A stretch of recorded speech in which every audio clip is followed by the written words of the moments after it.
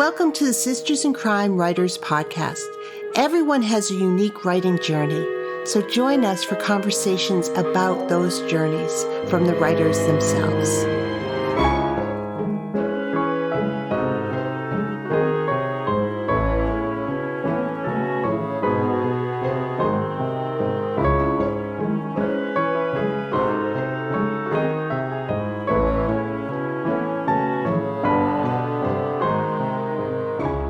Hi, this is Julie Henricus, Executive Director of Sisters in Crime, and I am thrilled to welcome Charlaine Harris to the podcast this week. Charlaine just celebrated her 40th year as a published writer.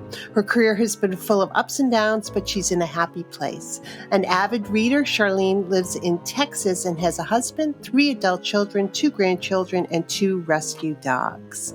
Thank you so much for being on the podcast this week, Charlaine. Well, thank you for inviting me. I'm a lifetime member of Sisters, and I'd love to do things for my favorite organization. Oh, you're very kind. And how I first got to know you was I've been going to Malice Domestic for many, many years. And I remember back when, 20 years ago, when I had just sort of said aloud, gosh, I'd like to write a mystery. I went to the conference and I was a newbie, and you were on a panel, and you were just so open about not just your series and stuff, but about the process. And I'm not sure how this is going to work, and I'm going to try to do this. And at that point, you were starting the SinC series. So, but I just remember the kindness and the generosity of your spirit in making a very new writer at that point feel like, gosh, this might be possible to do. Thank you. Well, so in that vein, let's start the way I always start these podcasts and ask you about your own writing journey. When did you say to yourself, I'd like to write a novel? When I was about 10 years old, really from the time I could hold a pencil in my hands and learned how to make letters. That was all I ever wanted to do. But I felt pretty much that was an impossible goal, that I would have to settle for something else. And it was amazing to me when I actually got to do this, and now have done it for so many years. And I just wake up every day thinking, how lucky am I? So let's talk about that. I mean, because writing is something that it's hard to wrap your brain around that's a possibility. How did you sort of start on that? Did you take classes in high school? I mean, how did you sort of start saying, I want to do this, so let me figure it out? And, we could talk about the business side as well, but the writing itself, being brave enough to sort of sit down and say, I want to do this. How do I do it? How did you learn? Well, certainly not in high school. I grew up in the poorest county in the United States, and creative writing classes were way beyond what were on offer at the time. But none of my teachers ever discouraged me from writing or told me it was impossible. So I took that as like a sort of negative encouragement rather than active discouragement. And I kept on doing it, and it was just like the words wanted to get out. They wanted to be on the page, and to me that was just so exciting. But it was hard to think about writing a full book. So I did a lot in short forms at first, like plays and poems and just the typical stuff teenagers write. But after I had graduated from college, and got married the second time, my husband offered me the opportunity to stay home full-time and write rather than going back into the workplace. And oh boy, that was just golden. That was golden. Yeah. You don't ever pass up an offer like that. Yeah. So I stayed home and I wrote a book and I sold it. So pretty lucky. Well, luck, I think, is opportunity and hard work meeting. So I would there's that. agree. Because you'd written short stories and other things. Did you have a book in the draw, or was this the book you sold your first book that you tried to? It was my first book. Wow. And which book was that? It was called Sweet and Deadly. The publisher was Houghton Mifflin. And I was really lucky that the woman who was teaching the one creative writing class I did take, she was a former editor at Houghton Mifflin, and she liked the book so much that she asked Houghton Mifflin if they would look at it, and Ruth Hapgood said yes. So, it was just like a coming together of wonderful things. And it sounds Sweet and Deadly. It sounds like it was crime fiction. It was. It was a classic mystery. And is there something about, because we'll talk more about your series, but you write in all different genres, and some of them you mash up and you do different things. But, you are a crime writer. And so was that your first love or the first type of writing you tried to do? Or have you always been drawn to all different kinds of genres? I've always read across the board, but crime fiction, and this is going to just sound hubristic, I read a lot of mysteries, and I thought, I can do this. So I picked what I knew I could do. Right. And that was what I did first. Later on, I branched out quite a bit, but my parents read mysteries.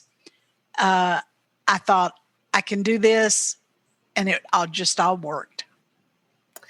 Yeah, you mentioned earlier that you wrote plays, in high school and as a younger writer. And, I find that 3-act structure is so helpful for learning how to write mysteries. I mean, it's the same thing. It's just got more description in the mystery. So do you think that sort of also helped you sort of understand how to put it together? The fact that you'd written plays and you understood that form? I think writing the plays was so helpful in terms of learning to write dialogue. Yeah. It was just because that's all I was really writing was dialogue, and it was really educational. Yeah. Yeah. And hard. It is hard. That's what people forget all the time. They say, I wish I could stay home and write books. I thought, no, this is really hard. Yes. And so that first book you sold, and that was a standalone? It was, and so was the second book, which I also sold to Houghton Mifflin. And then when did you start writing or thinking about series? Well, I took a 5-year hiatus because I was having babies. And by the time I wanted to get back into it, which was by the time 5 years had passed, was just a craving, an overwhelming craving. I had to do it because I felt like I was losing myself. Mm-hmm. Though I was happy with what I was doing, I had to get back into it. Houghton Mifflin wasn't really publishing mysteries anymore. So I wrote the first Aurora Tea Garden, and I acquired an agent, and that worked great, except those books weren't extremely popular. However, the first one did get nominated for an award at Malice Domestics. So that was very, very exciting. My agent kept telling me, now, you're not going to win because nobody knows who you are. And I understood that. But at the same time, I thought, maybe I would, but I didn't. He was absolutely right. Nancy Picard won. Not that I hold a grudge or anything. Anyway, so I kept writing the Aurora Tea Garden books for a while, though I had 3 different publishers for that series because stuff would happen, and I would have to find another publisher. But luckily I did. Well, that's part of the publishing part. In the writing journey, you can control. The publishing journey, you can't control all the time. I mean, it's a business, and so you can keep going and figuring things out. But I think that's something also that people don't always understand when they're starting out, that the business is a heck of a business. It is. And I get emails from readers on my Facebook page or on my website saying, well, why don't they publish more? And I said, they don't want any more, of this or that. I said, they haven't asked me for more. Well, why don't you write them anyway? Well, because, I'm a professional and I prefer to get paid for the work I do. Yes. So Aurora Tea Garden is interesting because that series is now known by so many as a Hallmark mystery series, and has, I'm sure, had a whole new life for that series and the interest in it and everything else. I mean, television. Yeah, that I can't imagine. I mean, that's not something any writer can count on or think is going to happen. I mean, you've had some interesting television adventures. I have, but you can't count on that. No. You have to. Your business is the books. Yeah, that is your business and your responsibility. Your only total responsibility is the books. And I found when I've had very good luck with television, as you point out, and I'm very grateful because it means the book sales go up.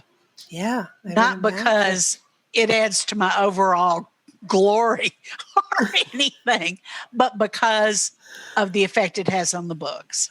Mm-hmm. Yeah. I mean, the audience, the audience is large for television. So, that's kind of a nice second life for that series, yes. Right? Yeah. So when you're writing, because I think I counted 6 series. Is that true? Or 7?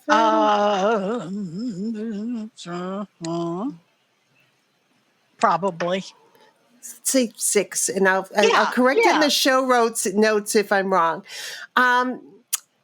You got them in all different genres, in all different, and some of them you were writing at the same time, and so tell me a little bit about your process, because I love how your imagination must work to come up with these characters and these ideas that are going to support a series and everything else, and the richness of the stories. But to do that 6 times is a lot.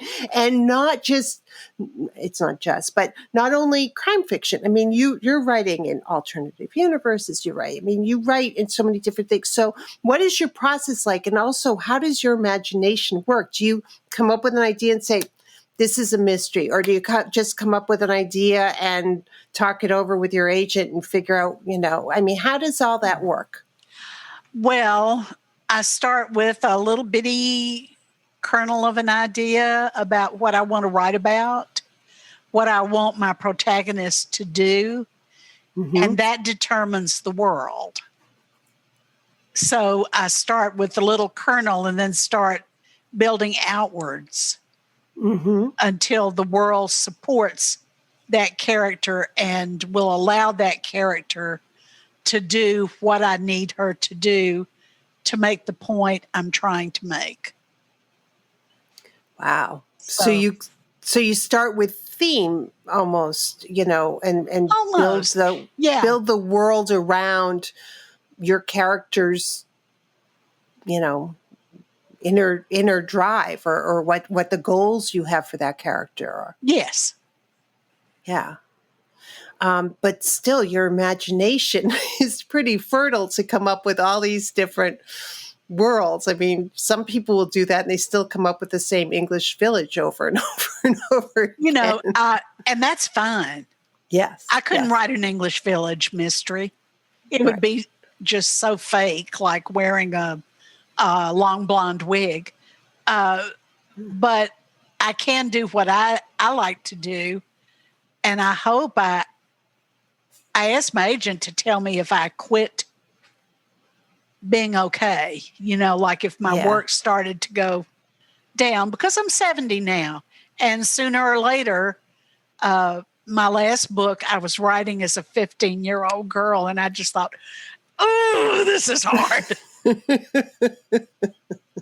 Because to me, writing is a lot like acting in some ways.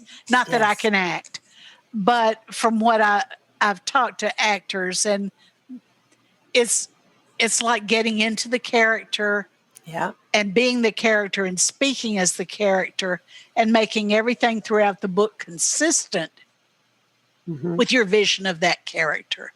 So you have to be her, at least when you're in front of the computer. Yeah. You have to be two people, really. You have to have a split personality, so to speak. Part of you is the writer that's matured in judgment, cross your fingers, and part of it is the character who just has to keep moving forward. I love that you compare it to acting, because I'm actually hosting a webinar tonight, Sisters in Crime, with two theater people to talk about craft tips from theater artists, because actors have helped me by when I talk to them about their process, because it's exactly what you said. You may not see it on the stage, or you may not see it on the page, but they understand how they drink their coffee and, what issues they had with their, they create a whole life inside so that all the action comes from a realistic place. Exactly. Exactly. Yeah. And 15-year-old girl would be hard for, it's hard anyway. I mean, a 15-year-old girl. I wouldn't do that again for anything. Especially these days. I mean, it's not the same 15-year-old girl that we were when we were 15. It is not at all. Yeah. Yeah. And a lot harder, I think, to be 15 years old these days. Yeah. So do you, when you're finding these characters and finding this kernel of an idea, does it just sit with you? And do you work on one project at a time? Do kernels come in? Like, what's your process like for developing and for writing? Usually I work on one project at a time, but I find myself imagining another character sometimes while I'm working on a series. And I think, well, maybe that's what I'll write about next. And that kind of grows in my off moments, like long drives when you don't have anything else to think about. And that kind of starts growing in your head, which makes it sound like a mushroom or a fungus. But it starts, developing. Mm-hmm. And you think, oh, if this happened, then that could happen. Or if she lived here, then she could be doing that. And you just have little ideas, and they keep multiplying until you've made decisions, which is what being a writer really is. It's like making hundreds of decisions a day. Yes. Yeah. Well, and your characters are so rich, but you also are really wonderful at world building and creating these worlds where you're making up the rules, right? Because they're not real. I mean, they're your own world, but you've got to, once you make up the rules, you've got to play by the rules that you've created. How does that work for you? I mean, is it, do you think, I'm not even going to put anything out there. I mean, I love talking to people who work in these different genres, because it's just such a flight of imagination, and it's brave. I mean, you're creating a world that you're creating all the rules for, and you're setting up reader expectations and everything else. Oh, but that's the fun. That's the fun of it. When you're saying, oh, well, if I want her, like with the Gunny Rose books, I thought, if I want her to be a great shooter, then she'll shoot a lot of people.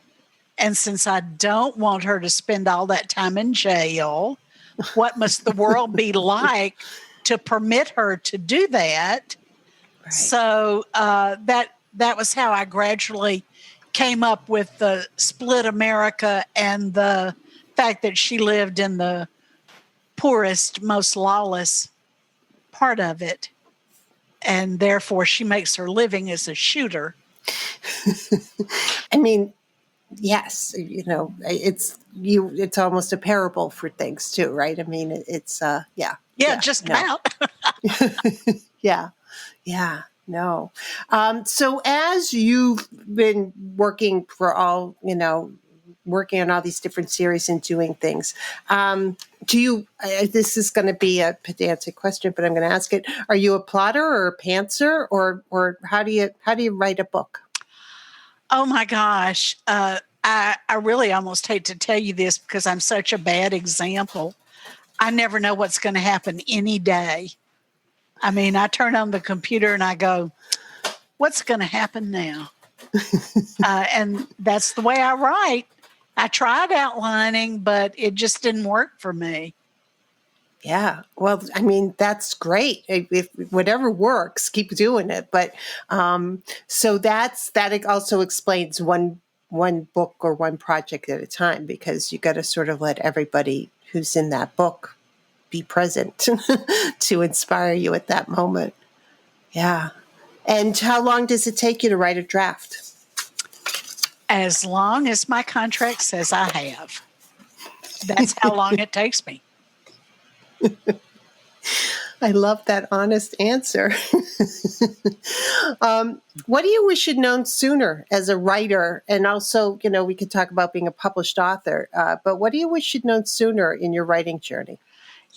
I'm not big on looking back. That's futile and wastes a lot of emotional energy. Mm-hmm. Nobody knew anything about writing when I started out. It was a complete mystery, and there wasn't the internet. No internet. You couldn't even look things up. Now I think there's almost no excuse for ignorance. You can look anything up on the internet. You can learn all about the publishing, all about getting an agent, how to avoid scammers. You can look that all up on the internet. And I'm going, they just made it so easy. Where, with me, it was so hard. Yeah. That's the way I feel. Well, it's also, it's even more inspiring that you were so determined to do this without, you'd taken a class and you knew an editor and things, but to take that leap and say, I want to do this when there's nothing that can prove that it's possible around you is a leap, because taking, on the internet, you can find a community and people who could support you and say, here you go. But, 40 years ago, that wasn't the case. No, it was not. It was not. Yeah. It's, I was talking to somebody who is one of the original Guppies, the group on Sisters in Crime. And at the beginning, they wrote letters to each other and sent packages with notes or with outlines, like round robin, because there was no internet. And I just, that's not that long ago, that, how different our world is now. So true. I used to have to type a clean copy for my editor. And that was, oh my gosh, I'm a pretty good typist, but that would take forever. So I can't even imagine not writing on a computer. Lucky you. Yeah. I did it in college and typed many, many things, but I didn't start fiction writing until I had computers available. That must have been. How did that change your editing, having to type? Oh, so much easier. Oh, my gosh. Moving blocks of material around. Yeah. is so much easier now, and correcting, I don't have to get out a special cartridge and pop it in the typewriter and type one letter and take it out and put the other one back in. It's just made things so much easier. It even tells you when you misspell words. I know. Going, this is for sissies.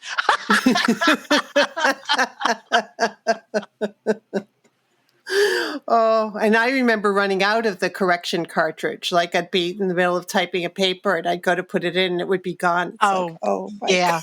God. Oh, please. Typing was, I'm glad I did it because I know how to type, but it was different. So with a computer, you can save words, you can, save chapters for something else. You can make your, 17 drafts of the same book and find something you missed. But when you're typing, you've got to collate the pages and figure out where they are and all. That's a whole different process. On the other hand, if you type it, you've got it. And on the computer, if you make a mistake and delete it, you don't have it anymore. Yeah, that's true. That's true. Although all those stories about people leaving manuscripts on trains, nowadays, it's in the cloud somewhere, so it's never really gone. Somehow I can find it. It's somewhere. What's the best piece and the worst piece of writing advice you've either gotten or, what's your favorite piece of writing advice to give to somebody? Finish. Yeah. Finish that means you're a writer if you finish. I don't think you can really call yourself a writer if you don't finish anything. And that's where most people fall by the wayside. They have great opening ideas, and the excitement of that carries them for a chapter or two, and then they realize they have no idea what's going to happen next, and they abandon it for the next good idea. And I've seen that happen many, many times. So I have come to believe that you have to just put your rear end in the chair and finish before you can even say, yes, I think I will be a writer. That's such great advice and such an important thing to say. And also be comfortable with it not being good when you do that first finish. You'll have a chance. You'll have a chance to rewrite it. Rewriting is everything. Everything. Yeah. So tell me about your rewriting, your editing process. Do you have a specific process? Does it depend on the project, or do you write lean and then add, or do you write a lot and then take away, or how's that work for you? I write what I need to do to get the story to move forward to the end. When I go back is when I make everything agree. Like make the character have the same name all the way through. Or sometimes I get a description wrong and I have to go back and change that. I have to make sure that days aren't 35 hours long. Mm-hmm. That's where making an outline would really be quite helpful, because keeping the time of day. I think the best way to write is to have a notebook by your side and say, chapter 6, now it's morning on Saturday. Mm-hmm. And to keep yourself anchored in the time you've given yourself to do the action that you want to do next. Yeah, timelines are tricky things. As a reader, you notice that, if somebody's timeline is off, or you're sort of, you lose your place as to where they are. I always, being a voracious reader helps, I think, writers as well. I think it does too. I can't imagine a writer who doesn't read. Yeah. And I wouldn't really trust a writer who didn't read, frankly. Yeah. You should love it. You should love what you do. Yeah. And most writers I do know are voracious readers.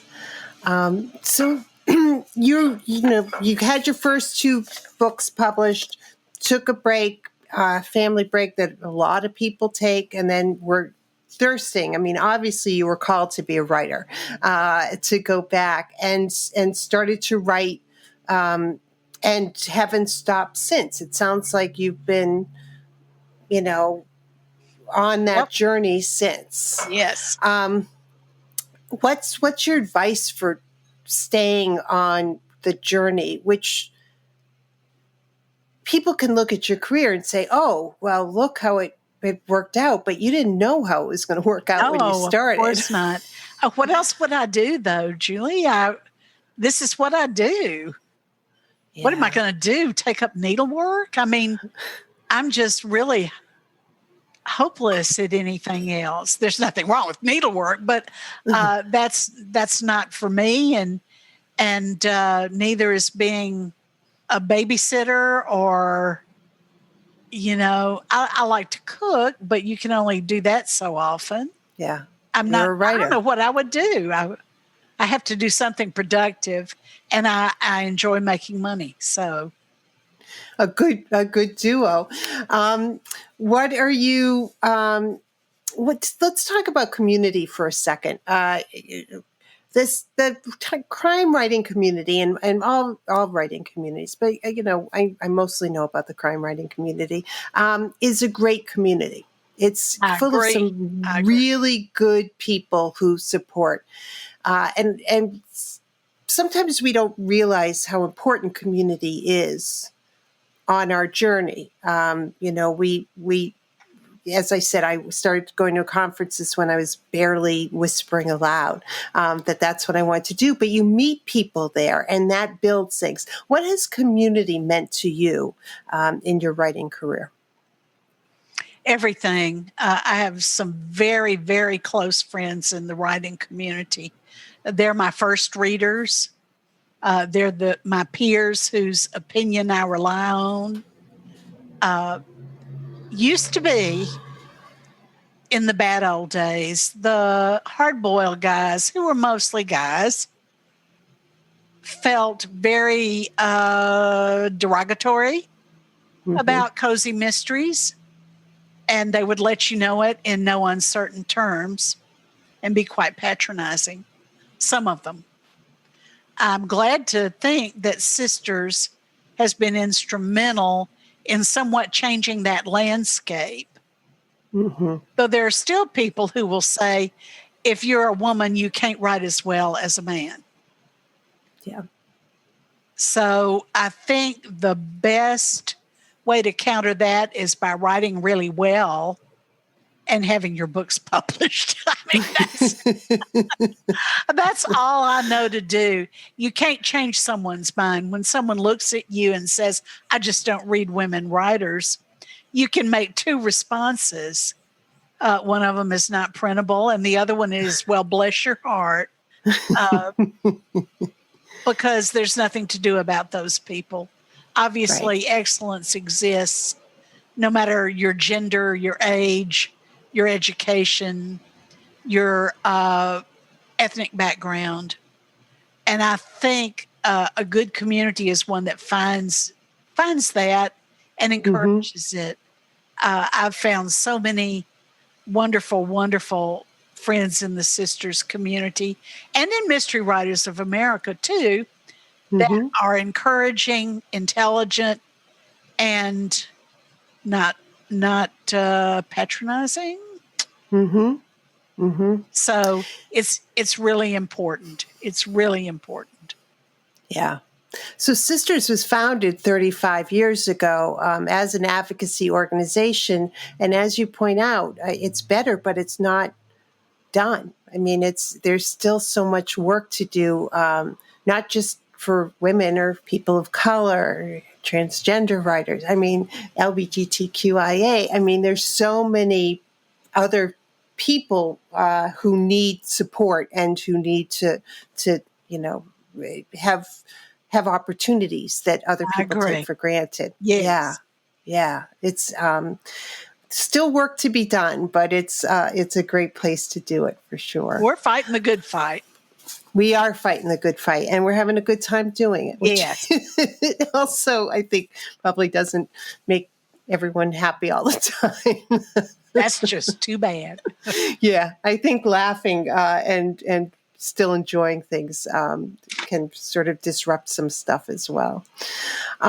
So tell me what you're working on, or how's it been? I mean, these last couple of years have been a little bit challenging for a lot of people to read or to write or to do things. So it's certainly a time to hatch dystopian ideas, but is it a time to write them? Is the question. It turned out to be a good time to write them for me, but I have to say, COVID really has wrecked my writing procedure, and the pandemic really has slowed me down quite a bit, not only because I was sick, but because I was isolated, my husband and I, and I am still writing much more slowly than I ever did before, but at least I'm writing. Right now I'm working on the 5th book, the last one I have a contract for, in the Gunny Rose series. And it's always a joy to write about someone who is so herself. But the last book was about Gunny's half-sister, Felicia, who lives in San Diego in the Holy Russian Empire.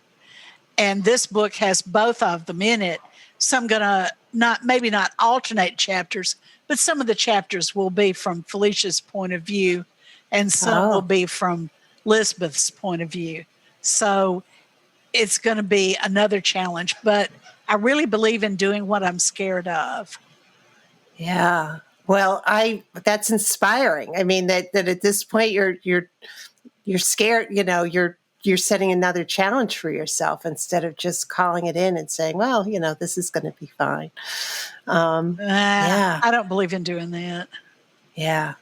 And the 5th book in a series, it's a time to sort of wrap some stuff up, set some stuff up for the next one if it's there. I mean, there's some business decisions that you make in those series. There are. I'm anxious to know if I'm going to have the opportunity to write another one. So, once I know that will give me some clues on how to proceed. And do you have any other characters who are showing up and sit next to you and saying, I think I have a story for you? Not yet. And that really scares me. But maybe something will pop up. You just never know when that little germ of an idea will sprout in your head, and that's a very bad image. And you will start thinking, oh, that would be interesting. Yeah. Yeah. Well, thank you for being honest about the struggles, and, certainly glad that you're feeling better, but also the isolation has been hard for many people. Yeah. And I think we need to be honest about that, as we're progressing, but hopefully we're going to see each other in conferences or different places soon. I mean, I'm optimistic. So, Me too. That would be nice. Thank you so much for being on the podcast and for this great conversation. Oh, it was my pleasure. And I do enjoy being invited. Oh, thank you. Thank you for being with us today. Sisters in Crime is about community. We were founded to advocate for women crime writers, and we continue that mission by fighting for equity in the crime writing community. Sisters in Crime is an international, inclusive organization for all who write and love crime fiction, mystery, thrillers, and suspense. Join us at sistersincrime.org and make sure you subscribe to this podcast.